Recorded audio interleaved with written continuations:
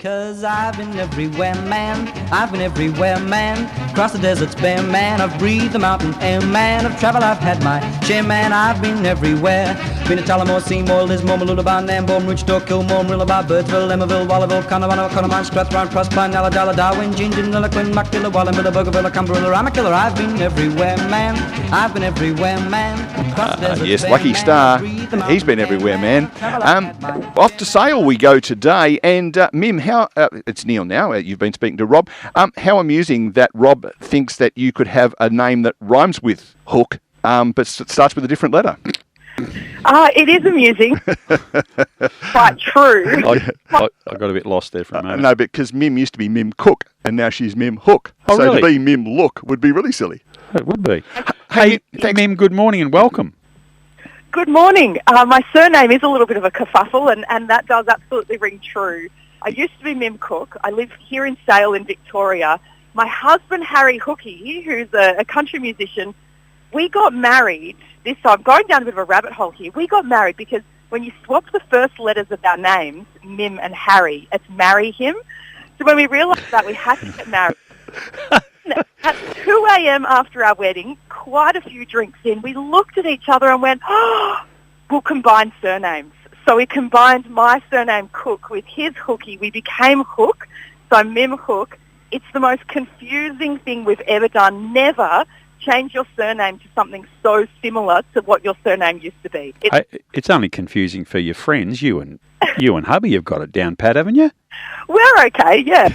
I tell you what, though, I won't give out the email address on the radio, but if you send her an email, it's confusing. I can tell you that for nothing. Hey, Mim, we want to talk to you. First of all, we should tell people that you do breakfast on ABC Gippsland, so we love interacting with other radio people.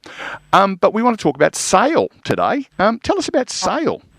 Well, I love living in Sale. I think of it as a bit of, it's like Melbourne versus Sydney. You don't come to Sale because there's all these great tourist attractions, but livability, it's the most livable place. It's got trees everywhere and beautiful parks and all the facilities you need, like a great swimming pool, enough great restaurants and takeaways to keep you satisfied. Really lovely, lovely people. So safe. Beautiful art gallery.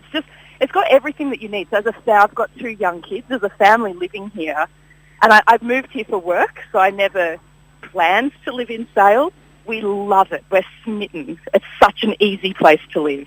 How far from the beach are you? Because that's the other little piece you need to make it perfect. Yeah, did you say beach? Sorry, I didn't. Yeah, beach, yeah. Beach is only probably 10 or 15 minutes drive. Ah, there you go. You've got every little piece in the puzzle. Yeah. Well, it's quite funny. They have a tourism campaign here in Sale called The Middle of Everywhere, and I don't know, I'm guessing they paid some whiz-bang think tank to come up with that, The Middle of Everywhere, and all the locals joke that really is like saying nowhere. It's but it's kind of true that in Sale, everywhere is just, you can get to the beach in 10 minutes. Even Melbourne's only 2.5 hours in the car. It's kind of like you are surrounded by great things, I guess. Now, many great cities around Victoria have been bypassed in the past. Are you guys still on the main road, or does the highway go round Sale these days? The highway, yeah, we're on the highway, and some people love a bypass and some people don't. And I think what you get, we're not bypassed. We have the Princes Highway comes through Sale, and I think you lose something and you gain something when you have that. I think towns that don't have the big highway through gain a bit of sense of community, and there's like a quaint feeling, I guess. But then when we do have the highway, so maybe we lose something a little bit, but we gain really great businesses because you become a bit of a hub. So the other part about Community ABC, the connection to the ABC and regional Australia is very strong. Is that a bit of a buzz for you at work? Do you feel that you are an important part of that community hub in Sale when you present breakfast? Oh, look, I hope to be. I don't know if that makes my ego sound big, but I really care about my audience and I really care about Gippsland. So I present the ABC Breakfast radio show here in Gippsland, and that's Phillip Island to Mallacoota, kind of up Drew and Warrigal down to Wilson's Prom. And just care about my audience so much. I grew up here. I grew up on a farm near a little town called Paynesville, which is about an hour from Sale. I care about it so much, and that's my hope, that I am connecting and being an important part of communication and knowledge, and questioning what's happening and standing up for different things that are happening. And of course, you've had a fair bit of tragedy, fires and things down that neck of the woods in the COVID pandemic. So I think a lot of people tend to gravitate to voices that they trust, and I suppose that's the ABC thing. And you sound individually like you're running that same method.